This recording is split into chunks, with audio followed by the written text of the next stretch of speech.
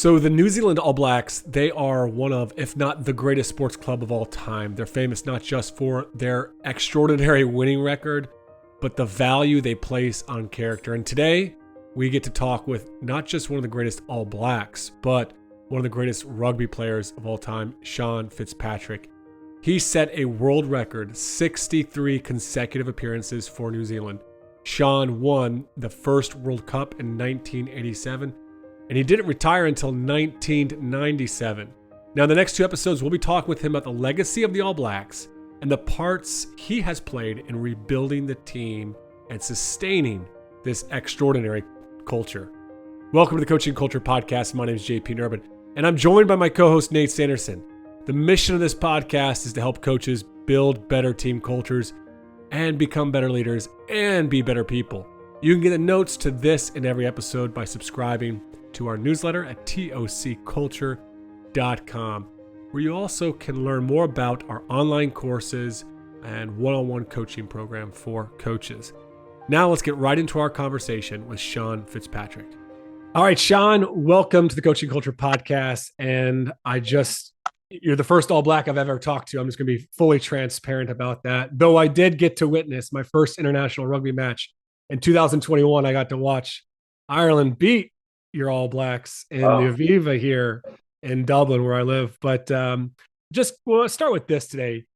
There's so much, hype around the All Blacks. They're even in America, people know who they are. They may not know much about rugby, but they know about the All Blacks. What did that mean to you? Even what does it mean to you to even today to have played for one of the greatest, if not the greatest, sports team of all time? I feel very honoured. We say we play for the greatest club in the world. To represented the All Blacks. It's a organisation that we feel very privileged to have belonged to have played for. Very honoured. Massive responsibility that I loved. I had 11 years, and shaped my life, changed my life. And I love now being a fan of the All Blacks, because that's what I'm. Although I played for the All Blacks for a number of years and love that. I'm actually enjoying being a fan more than I was when I was a player, because obviously it's just all encompassing, and we'll get into that in terms of what being an All Black's all about. But it's all encompassing, dominates your life. And now to sit back, having done what I did, and now just to be a real enthusiast. I love, this week I'm heading down to Cardiff to watch them play against the Welsh, which I can't wait. And then, we've got Scotland the week after, and then we've got, England here at Twickenham. So a big few weeks coming up for the All Blacks. Well, there's so much of your story and as captain, and even now in your role of keeping that legacy, intact, that we want to unpack. But I actually want to start kind of how you got your start with the team, and one of those impactful stories that I remember reading about in Winning Matters. And that, is connected to a story you shared there about Andy Hayden gave you some pretty tough feedback early on in your day, which I found was interesting, because I often think of like a great culture and onboarding players. You're going to have some guy that's going to have a warm, fuzzy talk, and he's going to, mentor you. And Andy, I don't know if you could tell that story of some of the feedback that he gave you in one of those earlier training sessions, and just really what that did for you as a player and how it impacted, really your whole career. It was just tough love, and it's a classic example of an older member of the All Blacks, as he was in those days, just gave me some tough love. Basically, I wasn't very good at what I was doing. I thought I was better than what I was, and little did I know I couldn't throw the ball in very well, which was one of the main jobs that I had to do. And he literally said, "Go away until you learn how to throw the ball in properly. You're not going to play," basically. And I thought it was pretty tough at the time, but ultimately it was the making of me. And I think we get a bit carried away in terms of negative feedback.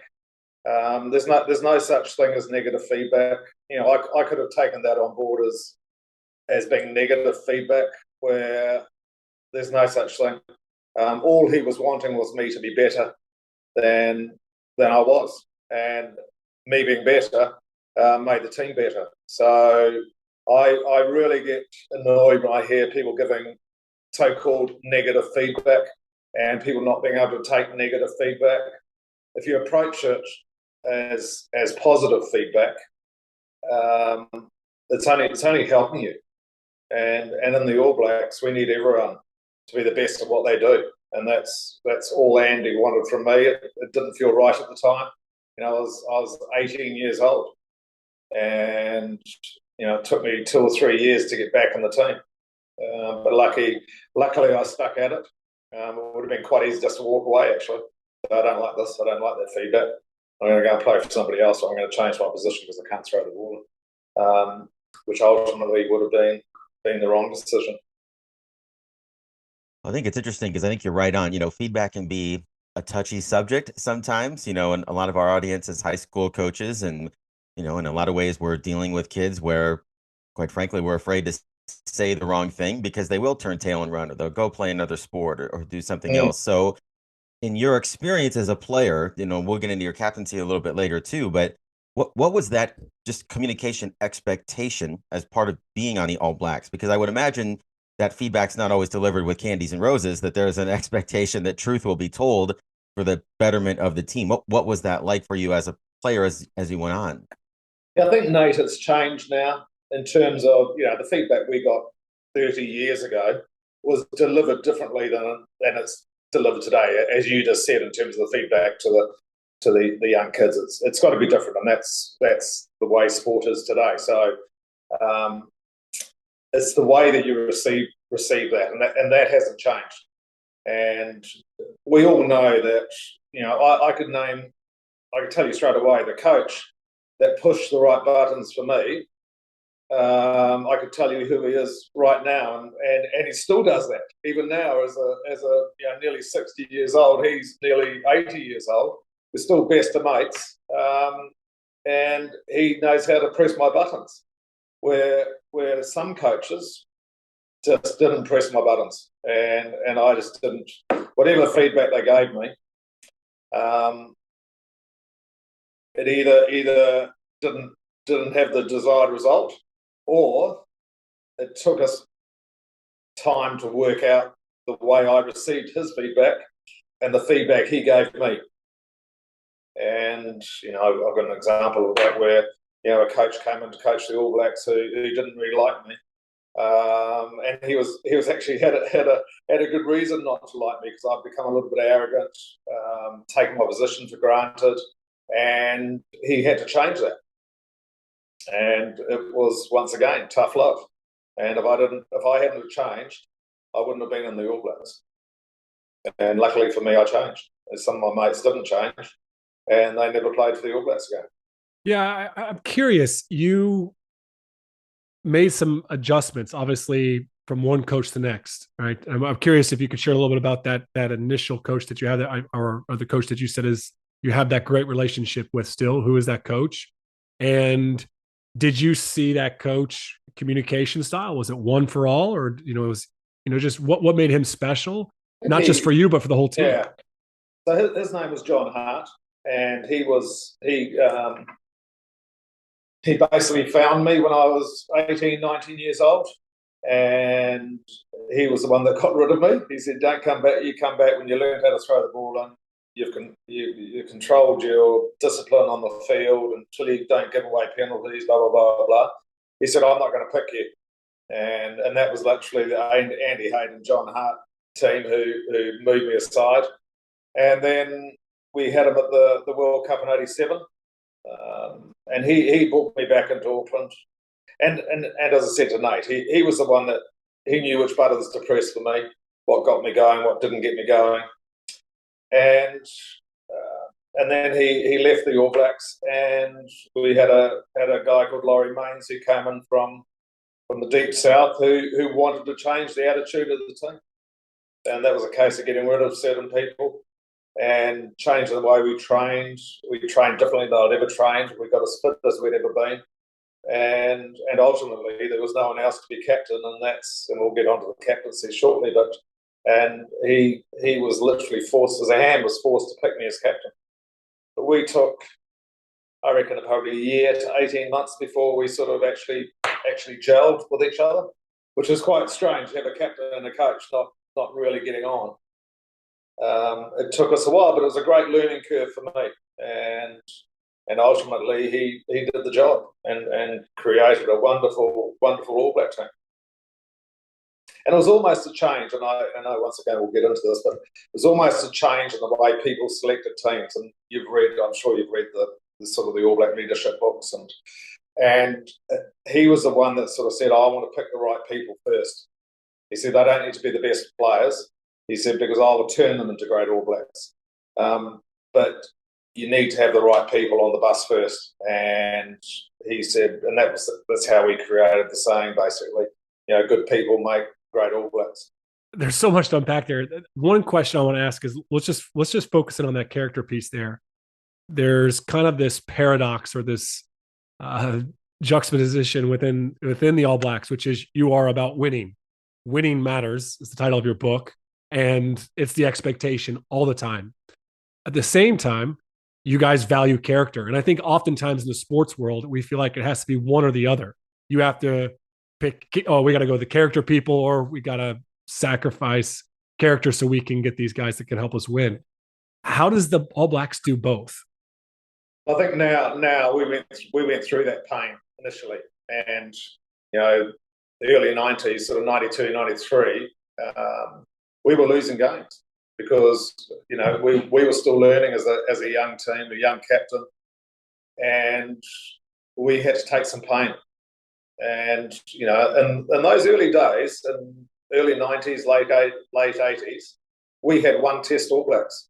People that would play one test of the All Blacks, and then they'd be gone, because we weren't picking the right people initially. We were picking a standout player who played one unbelievable trial match or one unbelievable game where he had to be in the All Blacks, without us sort of analysing what sort of person he was. And now we don't get one test All Blacks. We get guys that play 30, 40, 50, 100 test matches, because the sort of people that we don't want, they don't get to first base. And I'm talking about the pathway through from sort of 18, 19, 20-year-olds. That pathway has created the right people. You've mentioned culture probably 30 times since I've spoken to you in the last 20 minutes. We don't talk about culture, because culture is a given. And, honesty, integrity, respect, being the best you can, the legacy of the jersey, where we came from, that's all a given. We shouldn't need to talk about it. But you have one that has such deep roots, and it is a special culture, whether you use that word or not. It is special. When you started playing there, before you became captain, because I want to jump into that captaincy in a second, but before you became captain, how did players onboard you to the standards, the way that you do things? What was that process of bringing you within the team?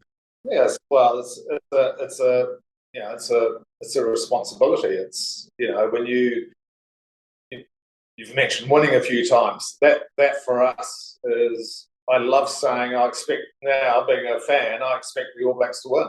I love that. Every time we play, we're expected to win, and long may that continue. And that creates a pressure. It's a massive responsibility.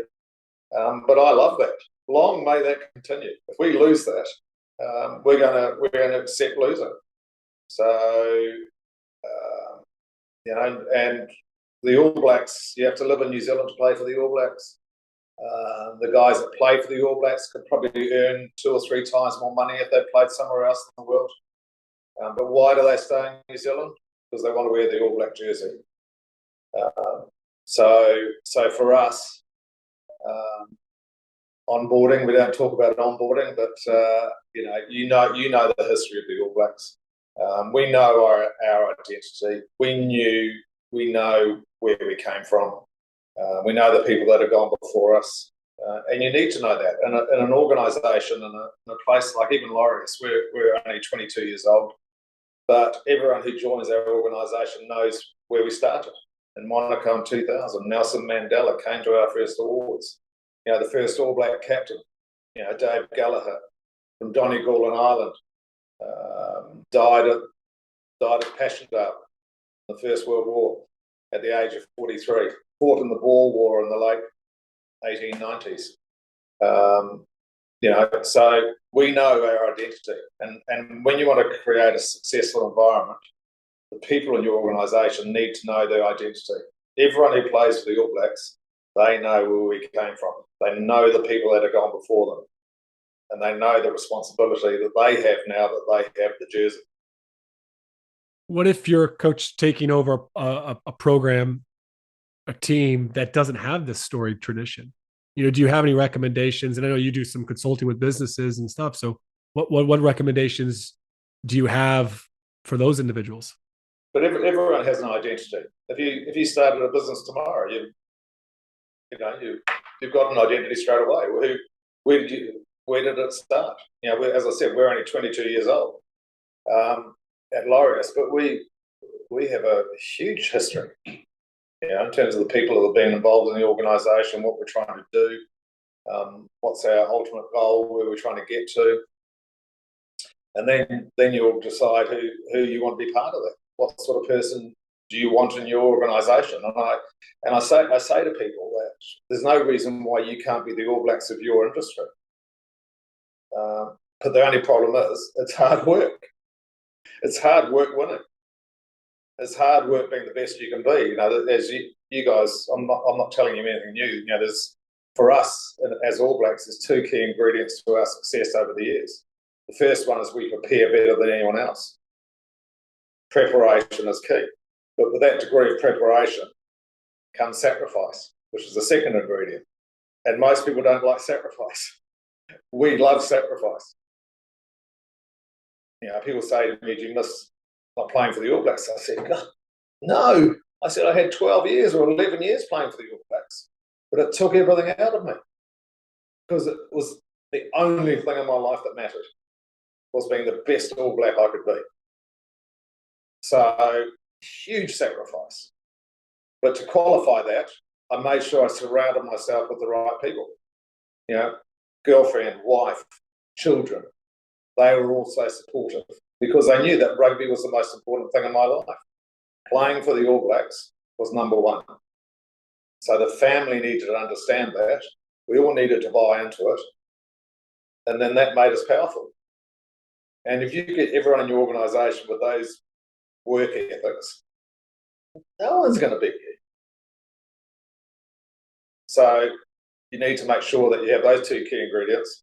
And then to qualify that, you need to have the support network around you. That I'm going to be away 180 days this year. I'm going to miss the first day of school. I'm going to miss the birth of my first child or second child. And if you're prepared to sacrifice that, you make it bloody worthwhile doing what you're doing. Well, I think one thing that's led to kind of this lasting success for the All Blacks too. You talked about people understanding the history before they're even on the team. And it's kind of the proliferation of the narrative, right? Of the history and of certain teams and of certain players and certain captains along the way. And I listened to you tell a story, and I don't remember what interview it was in, but as we were just doing some background about even just connecting to people, like when you're going to play, and you had told a story about being assigned to go meet with a family and have a picnic with a family, and just doing those kind of connective things to be able to spread what it means to be an All Black. I don't know if you can talk a little bit about the importance of that connection to community at the same time. I think the story you're referring to was in the World Cup in '87. We played. Everyone has this idea that the All Blacks professional sports teams stay in the flashiest hotels and travel everywhere in business class and all that. In '87, we were trying to reconnect with the community in New Zealand because there'd been reasons why that we'd sort of drifted away. So after one of our games in the World Cup, it was our last pool game, we went to our coach, was a guy called Brian Lahore, who was a farmer from the Wairarapa. And we played our last pool game in Wellington.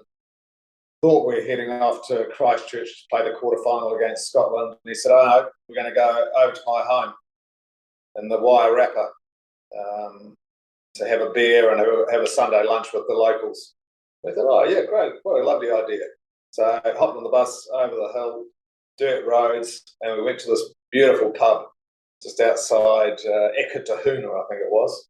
And we walk in there, and as we're going in there, there's all these trucks parked outside with bales of hay, barking dogs, sheep everywhere. And we walk into the pub, and it's full of mums and dads and kids. And we sat there, and they played a bit of music and sang a few songs and had a few beers. And then all of a sudden, the coach stood up and he said, "Right, boys," he said, "change your plan." He said, "We're going to be billeted," which means Fitzpatrick and Lowe, you're going to stay with the Hastings family down the road there. So we got billeted, which was brilliant. So we hopped into the truck and trundled off down the road. But it was a way of us connecting back, to the roots where we came from, which I think is so important. That we realise, where you came from. We have a great thing in the All Blacks now where they have a club night. On the Tuesday night of a test match, they have a couple of beers, but you have to wear your club jersey from where you started. And it's just, once again, just making you realise that the community game is really important. It's where you came from, and you make sure that you never forget that. You've had some incredible rituals, traditions, language that's been created that I think helps to strengthen that identity for sure. You mentioned earlier about a period in the 90s where the All Blacks lost their way. And there's a great story in your book about how you and a few others tried to bring them back by writing what's called, I guess, the Little Black Book. I was wondering if you could tell a little bit about that story, because it's something that has always resonated with me. It was actually after I finished JP, actually. Yep. And when quite a few of us retired in sort of '98, and the All Blacks went through a really difficult period. Lost a few games, and it was literally '99. We got knocked out of the World Cup, and it was a little black book that a number of the older guys created, and it's just literally a little black book with all our sayings in it. Don't be good, be great, once an All Black, always an All Black. All these sayings that are just written on one page, and then there'll be a couple of stories about some of our great teams through the years, and just to remind you who you are, what you are, the people that have gone before you. It's got your number embroidered on the front, your All Black number, your name, and it gets updated every sort of generation, whether that be every 4 years, 5 years. The current team will add to it, because although we're very old school and we have a lot of very old values, the game is evolving and the professional game's changing the way we do things, and as long as we sort of keep evolving, as we started the All Blacks, the way we're doing it yesterday is not good enough to win tomorrow, which is so true. How do you get language to stick? I think one of the things I see coaches try to do is they try to come up with catchy slogans. They might put them on the wall, and then it kind of disappears. Like, from your experience, I mean, the All Blacks seem to be so good at this. What's the key to help making language like that stick? Is it just that, was it the captains, the coaches are constantly referring back to this? Because I think like this is the thing coaches try to do all the time, is they come up with a slogan, but it doesn't ever seems to really become, integral part of who they are. You've got to. This is just normal for us. We don't have all these sayings we have. Don't be good, be great. Once an All Black, always an All Black. Prepare as if you're number two. You need to be arrogant to be successful. Believe it on the field. Don't take it out of the office. In other words, these are as I go back to it, and it's probably just because I try to live. Even now I'm 59 years old. I was so privileged to have, an upbringing from a wonderful mum and dad that lived all those values, the honesty and the humility. It's I don't know if it's the New Zealand way or it's just the way we live. And it shouldn't be any different. You shouldn't need to be trying to ingrain these into people. They should just be ingrained into you. When I wrote that book, Winning Matters, there was 5 key messages came out of it, which I didn't know had been ingrained into me as a kid in the first 20 years of my life. Enjoy yourself, play a team sport. Everyone is equal. Treat everyone as an equal. Why am I different? I was an All Black captain. I'm no different to you guys. Just because I had a title as an All Black captain. Get out of bed every morning with that attitude. I'm going to be better. Which is when I turn up at work, when I turn up here or whatever, I want to make a difference. And that's as an All Black, as a sports person, as a person.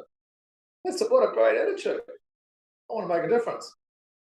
And how am I going to make a difference? For a positive change, And then I think our last one, which is our mantra, is be the best you can be. Why wouldn't people want to be the best they can be? And then ultimately, when you are the best you can be, you'll then have to make the decision whether I'm good enough. Because maybe I'm not good enough to be a cricketer, or maybe I'm not good enough to be an NFL player, or an All Black, or a rugby player. Maybe I need to go and try something else. Or maybe I've just got a bit arrogant or fat and lazy, taking my position for granted. So, but unless you challenge yourself like that, you're not going to realise. Okay, we're going to take a pause in our conversation with Sean Fitzpatrick. We'll be back next episode with Sean to discuss the role of the captain, the relationship between the captain and the coach, and some of the impactful work he is doing in the world through sport as chairman of the organization Laureus. Thanks for listening in to today's podcast. Be sure to subscribe if you don't already.